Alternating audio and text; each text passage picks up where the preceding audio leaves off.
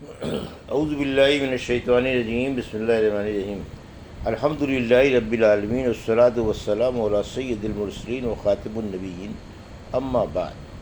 صحیح بخاری، باب کتاب التفسیر، حدیث نمبر 4586، اردو ترجمہ۔ اللہ تعالیٰ کا ارشاد: تو یہ ان لوگوں کے ساتھ ہوں گے جن پر اللہ نے انعام کیا، نبیوں، صدیقوں، شہداء اور صالحین میں سے۔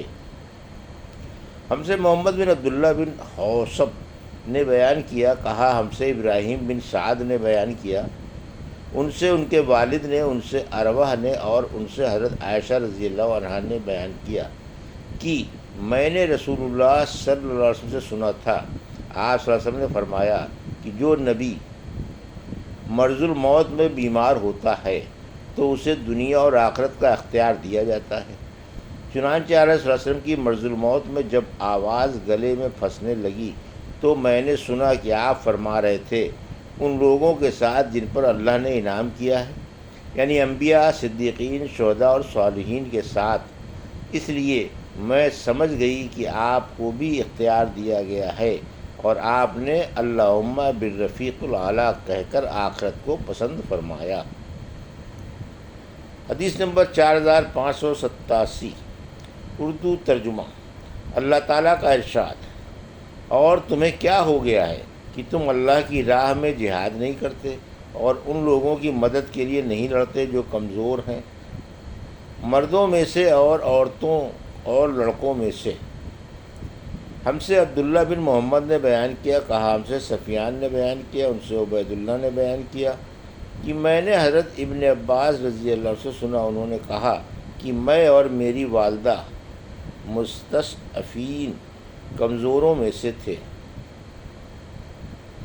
4588، اردو ترجمہ۔ ہم سے سلیمان بن حرب نے بیان کیا، کہا ہم سے حماد بن زید نے بیان کیا، ان سے ایوب نے، ان سے ابن ابی ملیکہ نے کہ حضرت ابن عباس رضی اللہ عنہ نے آیت الا المستضعفین من رجال والنساء والولدان کی تلاوت کی اور فرمایا کہ میں اور میری والدہ بھی ان لوگوں میں سے تھیں جنہیں اللہ تعالیٰ نے معذور رکھا تھا۔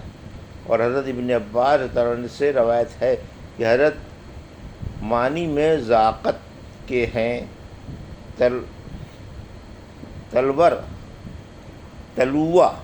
یعنی تمہاری زبانوں سے گواہی ادا ہوگی۔ اور ابن عباس کے سوا دوسرے شخص ابو عبیدہ رضی اللہ عنہ نے کہا، مراغم کا معنی ہجرت کا مقام۔ عرب لوگ کہتے ہیں واغمت قومی، یعنی میں نے اپنی قوم والوں کو جمع کر دیا۔ موقوتہ کے معنی ایک وقت مقررہ پر، یعنی جو وقت ان کے لیے مقرر ہو۔ حدیث نمبر 4589، اردو ترجمہ۔ اللہ تعالیٰ کا ارشاد: اور تمہیں کیا ہو گیا ہے کہ تم منافقین کے بارے میں دو گروہ ہو گئے ہو، حالانکہ اللہ نے ان کے کرتوتوں کے باعث انہیں الٹا پھیر دیا۔ ابن عباس رضی اللہ عنہ نے فرمایا کہ ارکسہم بمعنی بددہم ہے، فتنہ یعنی جماعت، فیعتہ یعنی جماعت۔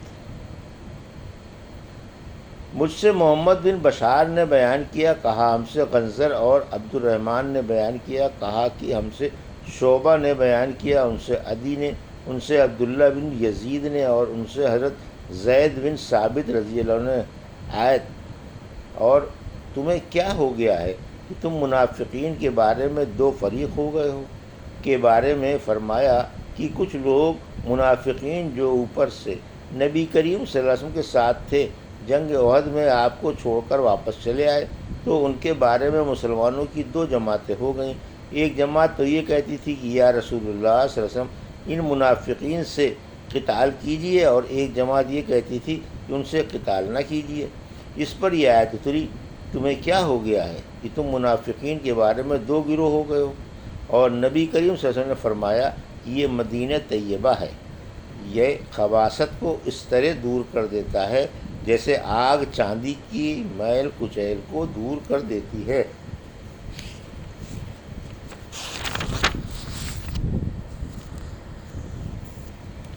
حدیث نمبر 4590 اردو ترجمہ۔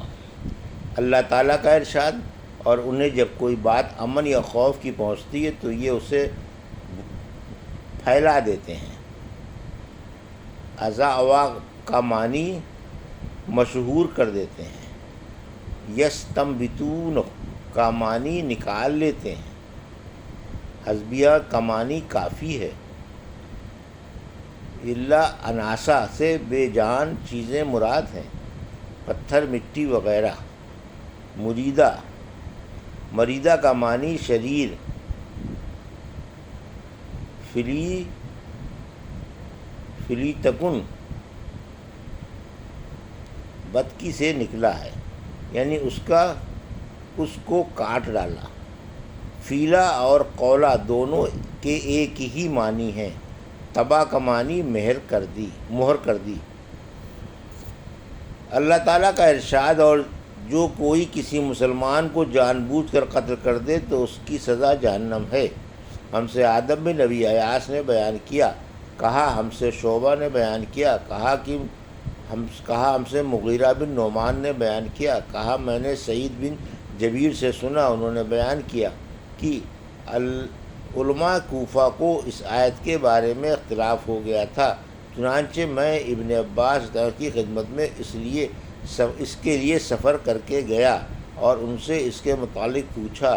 انہوں نے فرمایا کہ آیت اور جو کوئی مسلمان کو جان بوجھ کر قتل کرے اس کی سزا دوزخ ہے نازل ہوئی، اور اس باب کی یہ سب سے آخری آیت ہے، اسے کسی دوسری آیت نے منسوخ نہیں کیا ہے۔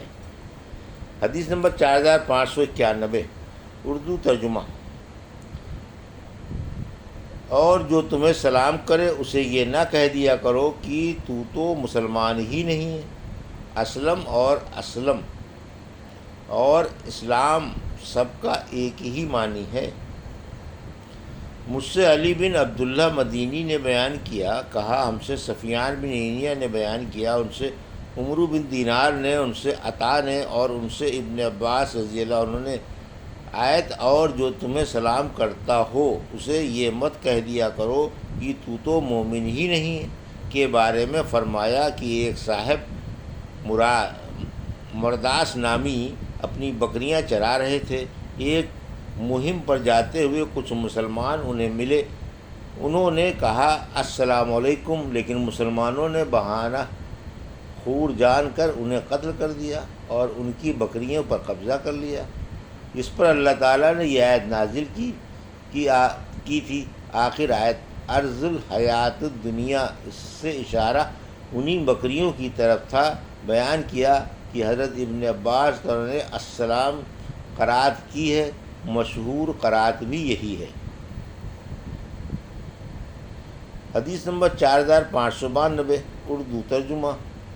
ایمان والوں میں سے بلا عذر گھروں میں بیٹھ رہنے والے اور اللہ کی راہ میں اپنے مال اور اپنی جان سے جہاد کرنے والے برابر نہیں ہو سکتے۔ ہم سے اسماعیل بن عبداللہ نے بیان کیا، انہوں نے کہا کہ مجھ سے ابراہیم بن سعد نے بیان کیا، ان سے صالح بن کیسان نے، ان سے ابن شہاب نے، اور ان سے حضرت سہل